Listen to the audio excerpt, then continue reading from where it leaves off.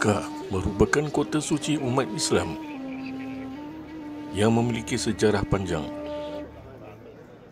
yang tidak hanya menjadi pusat ibadah tetapi juga mencatatkan perjalanan penting dalam sejarah dunia. Perjalanan kami menuju ke Masjid Jin yang terletak 1.5 km. Jarak antara kota Mekah ke Masjid Jin, tepatnya di Kampung Ma'la. Kisah Masjid Jin. Peristiwa itu adalah berimannya serombongan jin setelah mendengar dan menghayati lantunan ayat-ayat suci Al-Quran yang dibacakan oleh Rasulullah SAW. Pada saat itu, para jin berbaiat untuk beriman kepada Allah SWT, mengikut ajaran Islam dan menyebarkan agama Allah SWT di kalangan mereka. Sebelum kami tiba di Masjid Jin, kami sempat ziarah makam kuburan Ma'la, menjadi tempat peristirahat keluarga Rasulullah SAW, di antara Siti Khadijah serta Qasim dan Abdullah, kedua putera beliau. Ma'la, okey. Daripada sini kita tak nampak perkuburan Khadijah. Perkuburan Khadijah belah sana jauh. Hanya lelaki saja dibenarkan masuk. Dalam kaki ataupun ada bagi, dia boleh masuk free, boleh sampai ke perkuburan Khadijah. Jadi perkuburan Ma'la ini, hari itu di Madinah kita telah ziarah perkuburan Baqi'. Hari terakhir kita ziarah Baqi' sebelah kita kan, Baqi' lepas tu mantap ni. Okey, jadi Rasulullah SAW pada hari kiamat, kebangkitan semula, Nabi SAW akan kejutkan Abu Bakar yang pertama, kedua adalah Omar, yang ketiga adalah perkuburan Ahli Baqi'. Ahli Baqi' Nabi akan kejut.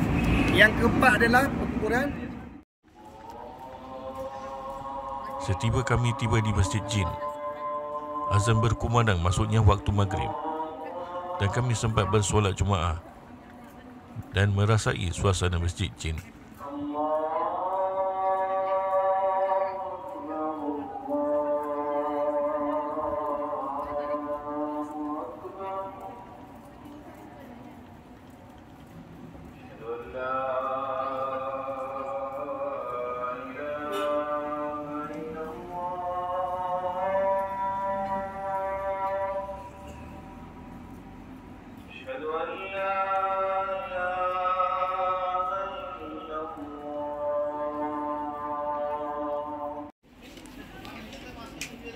Inilah suasana Masjid Jin setelah kami menunaikan solat maghrib.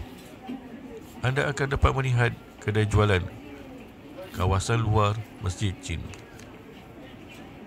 Dia Masjid Jin ni adalah peristiwa di mana Nabi SAW balik daripada Taif. Ada banyak pun kisah, ada banyak pun versi cerita. Nabi balik daripada Taif, Nabi duduk di sini, ada sekumpulan jin. Mereka bertanya kepada Nabi tentang Islam dan Nabi telah dakwah mereka dan mereka telah masuk Islam. Sekelompok jin di sini. Okey, jadi mereka tanya, wahai Muhammad, ni satu versi, wahai Muhammad, di mana, apa bukti kau menjadi nabi? Orang sini minta bukti je kan, apa bukti kau jadi nabi? Maka di situ ada pun mengatakan yang tadi kita lalu ada dua masjid. Satu kita nampak yang warna macam merun-merun sikit, satu lagi yang kita lalu awal tadi. Ada dua pun pendapat, tetapi yang lebih masyhur yang belah sana. Okey, ada sebatang pokok yang besar, maka Nabi panggil pokok tersebut, dia keluar dengan akar-akarnya. Dia keluar dengan akar-akarnya, dia datang kepada Nabi dan dia memberi penyaksian, asyhadu alla ilaha illallah wa asyhadu anna Muhammadan abduhu wa rasuluh. Dia mengaku depan jin tadi bahawa Nabi adalah seorang rasul. Maka jin telah beriman.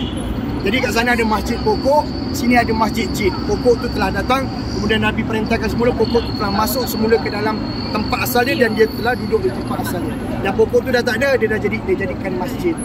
Okey, itu berkaitan. Ada cerita, ada riwayat menceritakan perkara. Ada pun satu lagi riwayat, ketika Nabi balik daripada Taif, Nabi berhenti untuk membaca Al-Quran, surah Rahman. Ketika itu sampai di perkataan jin, maka jin telah datang, telah bertanyakan kepada Nabi SAW tentang Islam, dan Nabi SAW telah dakwahkan kepada jin dan bangsa jin telah memeluk agama Islam. Satu hari Nabi SAW daripada Masjidil Haram, Nabi datang ke sini. Satu orang sahabat dia follow Nabi. Dia nak tengok mana Nabi pergi malam-malam ni. Kan, dia nak tengok apa Nabi nak buat. Akhirnya bila Nabi perasan dia ikut, maka Nabi SAW telah ambil ranting, Nabi telah buat garisan. Nabi kata, wahai sahabat, ke mana kamu? Ya Rasulullah, saya nak ikut kau, nak tengok kau buat apa. Ini sahabat, dia ikut sunnah Nabi. Sahabat ni dia ikut sunnah Nabi 100%. Kalau bahasa kita kasar ni kata mengkhinzir buta. Dia tanpa tengok kiri kanan. Dia tak tengok kiri kanan. Dia taat saja. Sami'na wa ata'ana. Dia dengar dan dia taat. Itu sahabat. Satu orang sahabat, bila satu zaman Nabi SAW ada satu pokok yang rendang. Pokok rendang tu, pokok yang pendek. Nabi lalu dekat pokok ni, Nabi tunduk. Sebab pokok ni rendang. Sahabat semua ikut. Satu zaman Nabi telah wafat, pokok pun dah ditebang. Dah tak ada pokok ni. Zaman tu tabi'in, dia tak pernah jumpa Nabi. Tabi'in ini, orang-orang tabi'in ini macam Imam Syafi'i, Imam Hanbali, Imam Maliki, Imam Hanafi. Mereka ni hidup selepas zaman Nabi. Dia panggil tabi'in. Kalau tabi'in ini orang yang hidup dengan Nabi tapi tak pernah jumpa Nabi, tapi dia berislam, dia agama Islam. Contohnya macam Uwais Al-Qarni. Pernah dengar Uwais Al-Qarni? Orang yang masuk syurga yang disebabkan ketaatan dia kepada ibu dia. Okey, Uwais Al-Qarni satu orang yang hebat. Nabi pernah minta Umar dengan Ali untuk minta doa kepada Uwais Al-Qarni. Sahabat pun terkejut. Umar ni orang hebat. Nabi kata la nabi ya ba'di, tidak ada lagi nabi selepas aku. Orang yang kalau ada nabi, Umar layak. Orang macam ni dia jumpa, Nabi suruh jumpa Uwais Al-Qarni, minta doa daripada Uwais Al-Qarni. Hebatnya Uwais Al-Qarni. Kenapa? Ketaatan dia kepada ibu dia. Dia dokong ibu dia buat tawaf. Itu pun kata sahabat apa?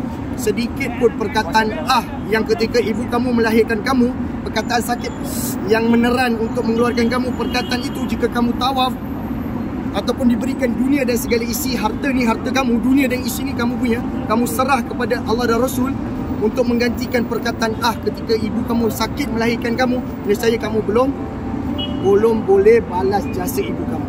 Macam tu juga isteri. Ada satu hadis Nabi sallallahu alaihi wasallam.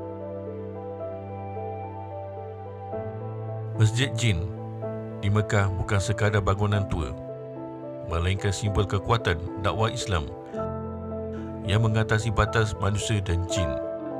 Mengunjungi Masjid Jin ini akan memperkayakan wawasan sejarah dan spiritual anda selama di Tanah Suci.